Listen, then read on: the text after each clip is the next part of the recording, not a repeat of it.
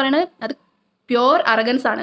And നിങ്ങൾക്ക് വലിയ ദേശസ്നേഹികൾ, അതായത് ഇവിടുത്തെ സിസ്റ്റത്തിനെ ചോദ്യം ചെയ്യുന്നവരൊക്കെ ദേശദ്രോഹികൾ എന്ന് പറഞ്ഞു നടക്കുന്ന നിന്റെയൊക്കെ ഏതവനാണ് ഇവിടുത്തെ ഫ്രീഡം ഫൈറ്റിങ്ങിൽ പങ്കെടുത്തത്? അന്നൊക്കെ നിങ്ങൾ സായിപ്പുകാരുടെ ഷൂ നോക്കി നടക്കായിരുന്നു അല്ലേ? അതേസമയം ഈ നാടിന് വേണ്ടി അന്ന് ഫൈറ്റ് ചെയ്തവരാണ് ഇന്ത്യക്ക് ഫ്രീഡം കൊണ്ടുവന്നതും ഇന്ത്യ ഒരു ഡെമോക്രാറ്റിക് കൺട്രി ആയത്. എന്നിട്ട് ഇപ്പം all of A sudden okay നിങ്ങൾക്ക് ഭരണം കിട്ടി എന്നും പറഞ്ഞുകൊണ്ട് ഞങ്ങളാണ് ഈ ഇന്ത്യ, ഞങ്ങൾ മാത്രമേ ഇന്ത്യ സ്നേഹിക്കുന്നുള്ളൂ, ഇവിടുത്തെ കാര്യങ്ങൾ ചോദ്യം ചെയ്യുന്നവരെല്ലാം ദേശദ്രോഹികളാണ് എന്നൊക്കെ പറയുന്ന അട്ടർ ബുൾഷിറ്റാണ് ഗൈസ്.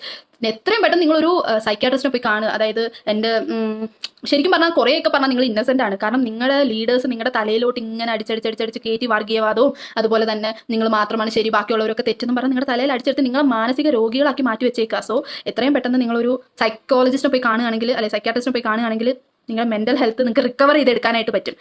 സോ അഗൈൻ ഞാൻ പറയാണ്, I am very very very happy നമ്മുടെ ഈ നാട്ടിലെ യങ് അല്ലെങ്കിൽ യൂത്തിൻ്റെ ഒരു പ്രൊട്ടസ്റ്റ് ഫൈനലി അവർക്കൊരു അതിൻ്റെ വിക്ടറി കണ്ടെത്താനായിട്ട് പറ്റി. അതിൽ വലിയ രീതിയിൽ അല്ലെങ്കിൽ പോലും എൻ്റെ വ്യൂസും കാര്യങ്ങളും ഒക്കെ എനിക്ക് നട്ടലോടുകൂടി എനിക്ക് ആളുകളിലോട്ട് എനിക്കൊരു രാഷ്ട്രീയ ചിന്താഗതി ഉണ്ട്. അത് എനിക്കത് എവിടെയും പറയാൻ എനിക്ക് ഒരു പേടിയില്ല.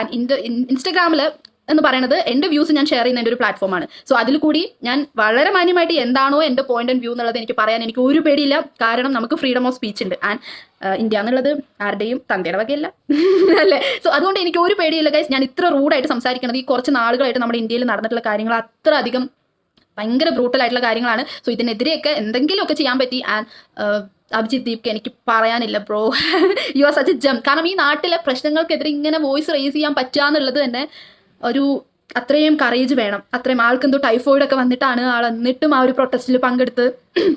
And I M so happy. And ഇനിയും ഇതുപോലെ തന്നെ കറപ്റ്റഡ് ആയിട്ടുള്ള സിസ്റ്റം ബീറ്റ് എനിത്തിങ് നാഷണലോ അല്ലെങ്കിൽ സ്റ്റേറ്റിൽ ഉണ്ടാവുന്നതോ എന്താണെങ്കിലും ഞാൻ ഒരിക്കലും എനിക്കൊരു രാഷ്ട്രീയ പ്രസ്ഥാനത്തെ ഇഷ്ടമാണെന്നും പറഞ്ഞ് അവർ ചെയ്യുന്ന കൊള്ളരുതായ്മകളെല്ലാം നല്ലതാണെന്ന് പൊക്കിപ്പിടിച്ച് നടക്കുന്ന ഒരാളല്ല ഞാൻ.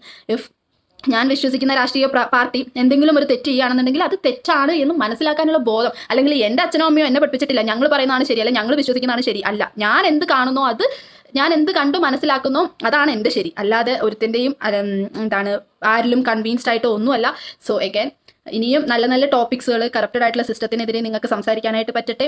ഇപ്പം കിട്ടിയ ഈ ഒരു സപ്പോർട്ട്, നല്ലവരായ മനുഷ്യരിൽ നിന്നുള്ള സപ്പോർട്ട് ഇനിയും അങ്ങോട്ട് കിട്ടട്ടെ എന്ന് മാത്രമേ ഉള്ളൂ. I M so much happy. അപ്പോൾ ഗൈസ് ബൈ.